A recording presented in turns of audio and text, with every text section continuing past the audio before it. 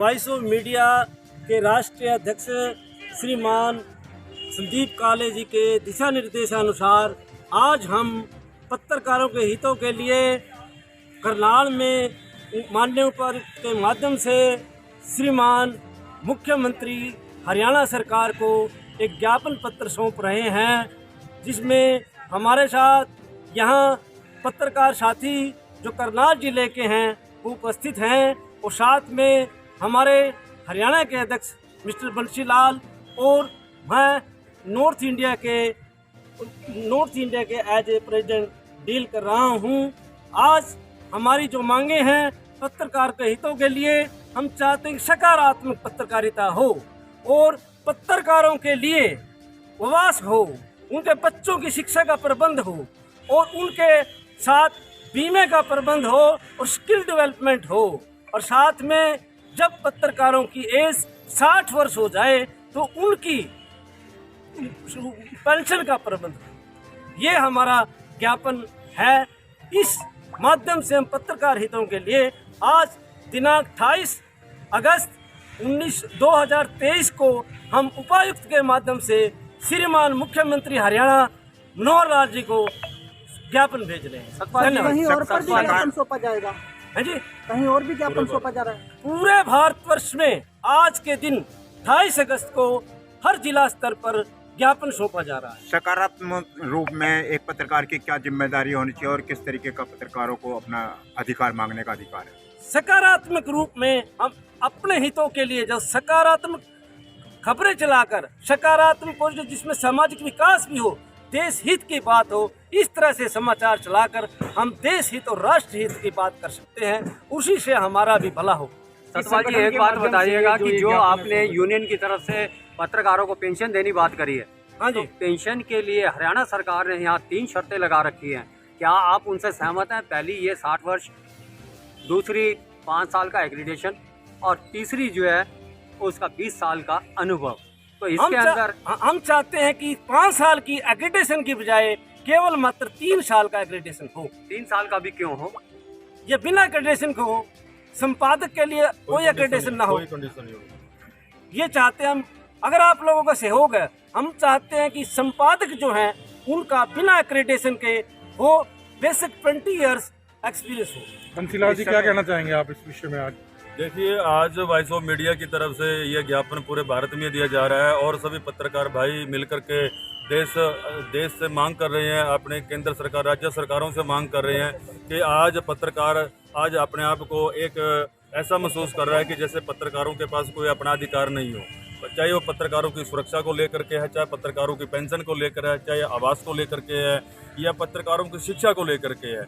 आज सरकार एक आम चौकीदार को भी, आम एक नंबरदार को भी मोबाइल दे रखा है कि वो सरकार ने उसको मोबाइल दे दिया, लेकिन पत्रकार जो देश को चौथा स्तंभ माने जाने वाला है, आज तक जो देश दुनिया का पूरा भरोसा करती है, जो सरकार और जनता के बीच की कड़ी है, उसको एक जोड़ने का काम करती है, पॉजिटिव ऊर्जा देने का काम करती है, देश को जगाती है। देश को सुबह सुबह उठते हैं तो सबसे पहले हम अपने मोबाइल, अखबार वगैरह देखते हैं, टीवी देखते हैं, और सबसे पहले जगाने का जो काम करती है मीडिया करती है। आपकी विज्ञापन में क्या क्या मांगे हैं सरकार से? हमारी विज्ञापन है कि जो जिसका भी आरएनआई से रजिस्टर्ड हो चुका है उनको विज्ञापन देना चाहिए, चाहे वो साप्ताहिक अखबार है, चाहे पाक्षिक अखबार है। ज्ञापन में क्या क्या मांगे हैं? ज्ञापन में आप देने आए हैं आज ज्ञापन के अंदर जो हमारी मांगे मुख्य ये हैं, 5 सूत्रीय हमारी मांगे हैं। उन 5 सूत्रीय मांगों के अनुसार में शिक्षा, पत्रकारों के बच्चों की जो शिक्षा है, चाहे वो डिग्री, डिप्लोमा किसी भी स्तर का हो, उनकी शिक्षा मुफ्त होनी चाहिए। आज पर देश के अंदर ऐसे ऐसे पत्रकार हैं जिनके आज भी कड़ियों वाले और बीपीएल के मकान हैं, लेकिन वो अपने सारा दिन सुबह से लेकर शाम तक यहाँ पे काम करते हैं और बच्चों को एक ठीक तरीके से उनको सरकारी स्कूलों में भी भेजने की शक्ति नहीं है। तो मैं सरकार से मांग करता हूँ, एक प्रदेश अध्यक्ष होने के नाते वॉइस ऑफ मीडिया का, कि सरकार के बच्चों जो पत्रकारों के बच्चों को फ्री एजुकेशन होनी चाहिए।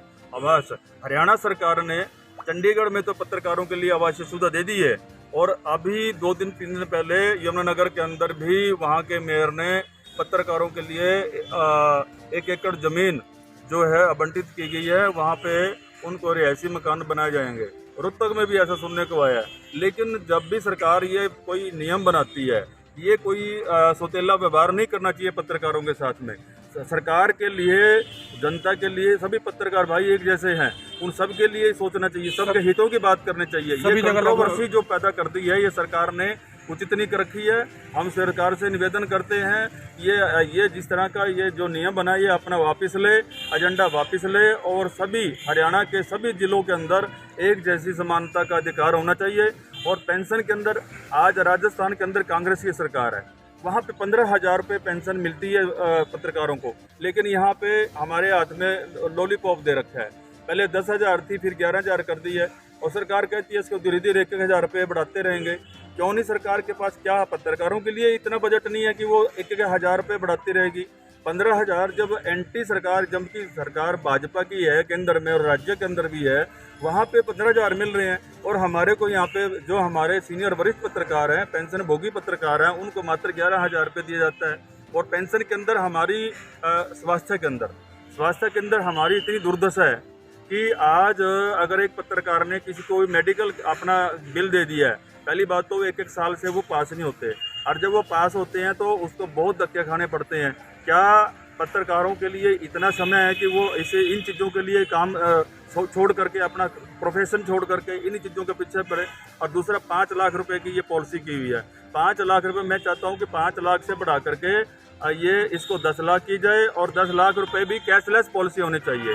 10 लाख रुपए जब तक ये नहीं बढ़ाई जाए, बहुत सारी ऐसी क्रिटिकल बीमारियां हैं जो 5 लाख में डॉक्टर उसको एडजस्ट नहीं करते, बहुत सही। और ये बहुत ही रेयर किसी न किसी की मजबूरी आती है, जो बहुत गरीब पत्रकार होता है जो 5 लाख भी नहीं खर्च सकता, और डॉक्टर बना देते हैं बिल 8 लाख का, 10 लाख का, इससे ऊपर का भी।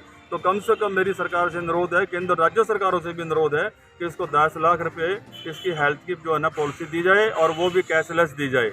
और तीसरा ये आवासीय का मैंने बता दिया है, एजुकेशन का हो गया है, पेंशन का हो गया है। दूसरा है इलेक्ट्रॉनिक इक्विपमेंट्स, जो आज सरकार देखिए एक नंबरदारों को मोबाइल दे दिया है, बहुत सारी डिपार्टमेंट, बहुत सारे उसको सरपंचों को पेंशन दे दी है।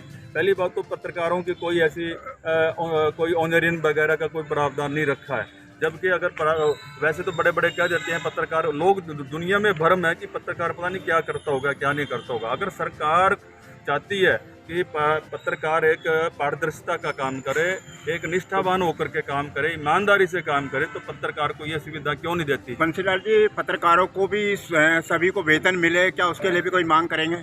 सभी पत्रकार क्योंकि रात दिन मेहनत करते हैं, पत्रकार जो है उनके लिए भी कुछ आवाज़ उठाएंगे? बिल्कुल, मैं सरकार से मांग चाहता हूं, और केंद्र सरकार, राज्य सरकार से मांग चाहता हूं कि उनको कम से कम वेतन जो है ना ऑनरेरियम तो होना चाहिए, ताकि वो अपना गुजर बसर जो डेली घर से निकलता है, तेल पानी का खर्चा है, खाने का भी खर्चा है, बच्चे भी है उसके परिवार के अंदर, एक उसका ऑनरेरियम फिक्स होना चाहिए। ताकि दूसरा जो एग्रेडेशन की बात अभी कही थी आपने कि 3 साल की शर्तें रख दी है, 10 साल का ये होना चाहिए, उसका एग्रेडेशन होना चाहिए। मैं कहता हूँ कि पत्रकार जब एक रजिस्टर्ड पत्रकार होगा उसके ऊपर कोई कंडीशन नहीं होनी चाहिए। अगर सरकार ने उसको नियमों के अनुसार उसको एग्रेडेशन दे दी है तो उसके ऊपर कोई कंडीशन नहीं होनी चाहिए कि 20 साल पुराना नहीं होना चाहिए। ये तो सिर्फ ढकोसलाबाजी है कि 20 साल पुराना पत्रकार होना चाहिए और उसके 5 साल से पहले उसका एक्सपीरियंस होना चाहिए, उसका एग्रेडेशन होना चाहिए। ये सिर्फ और सिर्फ लोगों को पीछे हटाने वाली बात है ताकि पत्रकार अपने अधिकारों से वंचित रह सके। बहुत सारे लोग हैं, कुछ 10 साल से लगे हैं, कोई 5 साल से लगे हैं, कोई 8 साल से लगे हैं, कोई कंडीशन ही पूरी कर पाएगा तो ऑटोमेटिक वो उससे वंचित हो जाएगा। जो विज्ञापन देती है वो आप तक पहुँचता है? कोई विज्ञापन नहीं पहुंचता है, चुनिंदा लोगों के पास विज्ञापन पहुंचता है, कहते हैं कि नेशनलाइज विज्ञापन है। मैं ये चाहता हूँ, मैं ये पूछता हूँ सरकार से और कि नेशनल जो आपने मान्यता दे दी है जिन अखबारों को, चाहे वो दैनिक भास्कर, अमर उजाला, पंजाब के, सारे हमारे भाई हैं, लेकिन उसके अलावा बहुत सारे रजिस्टर्ड स्कूल हो गए हैं, बहुत सारे रजिस्टर्ड अखबार हो गए हैं, उनको कोई मान्यता नहीं दे रखी है। लघु समाचार उनको लघु समाचारों को कोई विज्ञापन नहीं दे रखा। ये जो स्वतंत्र व्यवहार जब तक नहीं हटेगा तो ये पत्रकारों के अंदर ये शंका की भावना रहेगी, ये घृणा की भावना रहेगी कि सरकार हमारे को दूसरा भेदभाव कर रही है। मैं तो कहता हूँ कि कितना बड़ा भी अखबार है, कितना बड़ा भी चैनल है, लेकिन जो उसका एक विज्ञापन का जो दर्जा है वो सबको बराबर मिलना चाहिए। और दूसरी बात, सबसे बड़ी मेजर बात यह है, आज पत्रकारों को कहते हैं कि पत्रकारों की ट्रेनिंग नहीं है। पत्रकार जो है ना अनाप शनाप बातें करते हैं, सरकार भी परेशान और जनता भी परेशान है। हम चाहते हैं कि पत्रकारों के लिए एक प्रशिक्षण जो इंस्टीट्यूट होना चाहिए ताकि कोई भी पत्रकार है, चाहे वो सोशल मीडिया का है, चाहे वो प्रिंट मीडिया का है या फिर वो इलेक्ट्रॉनिक मीडिया का है, सबको प्रशिक्षण होना चाहिए। और प्रशिक्षण जब तक नहीं होगा, ये जो आपसी कटाक्ष है ये ऐसे चलता रहेगा। अगर कोई मीडिया लाइन से जुड़ना चाहता है, चाहे वो आज आया है, तो सबसे पहले उसको DPRO की तरफ से यह हिदायत होनी चाहिए कि वो सबसे पहले इसकी जो है ना ट्रेनिंग ले, और फलानी ज़िले में या फलाने राज्य में या तो स्टेट लेवल पे कर दे या जिला लेवल पे कर दे, तो एक इंस्टीट्यूट होना चाहिए, उसमें ट्रेनिंग होनी चाहिए। आज फिल्म इंडस्ट्री के अंदर भी कोई अगर फिल्में बनाना चाहता है तो उसका भी पुणे में इंस्टीट्यूट बनाया गया है, और अगर सरपंच भी अगर चुन के आया तो उसको पहले ट्रेनिंग दी जाती है, तब वो जाकर के काम करता है। आज जितने भी चुनिंदा उम्मीदवार है जो जनता के हित के काम कर रहे हैं, यो उनकी पहले बेकायदा पहले ट्रेनिंग होनी चाहिए, ताकि वो एक उसी तरीके से काम कर सके।